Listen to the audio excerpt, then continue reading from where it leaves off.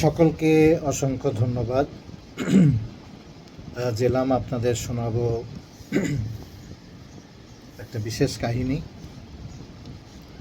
সেই কাহিনী হচ্ছে, অনেক দিন পর আমি পুলিশ লাইন কদমতলা থেকে চুরুমন কাঠি পর্যন্ত গেলাম।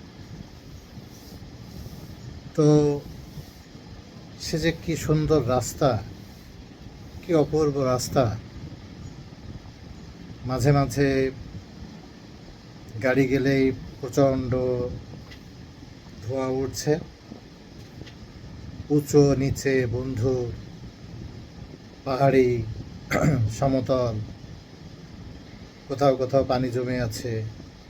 চমৎকার একটা ব্যাপার। সবচেয়ে বড় ব্যাপার হচ্ছে রাস্তার মাঝে মাঝে অনেক উঁচু নিচু, হঠাৎ করে গর্ত। এ কথায় আমি ভাবছিলাম যে বিদেশের কোনো ড্রাইভার যদি বাংলাদেশে এসে গাড়ি চালাতে যায়, তাহলে একটাকেও আর রাস্তায় পাওয়া যাবে না। সব খানাখন্দের ভেতরে পড়ে যাবে 5 থেকে 10 মিনিটের ভেতর। ওরা স্বপ্নেও ভাবতে পারে না যে রাস্তা এরকম হয়।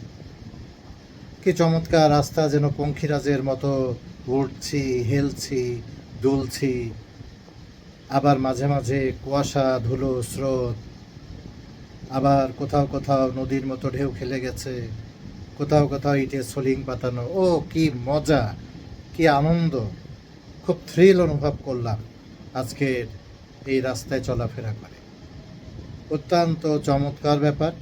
এবং এর ভিতরে গাড়িগুলো যে জোরে জোরে টানছে, চাকার তো দম নেই, ও তো দম বন্ধ করেই চলছে। কিন্তু ড্রাইভাররা এত সাহসী দেখে আমার খুব ভালো লাগলো, যে বাংলাদেশি ড্রাইভার একেবারে ড্যাশিং হিরো। তা নাহলে এই রাস্তায় যে জোরে গাড়ি ছুটিয়েছে তার বলার না।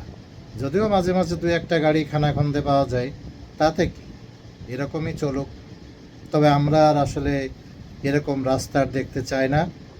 আমরা ভালো রাস্তা চাই নতুন বাংলাদেশে। সকলকে ধন্যবাদ।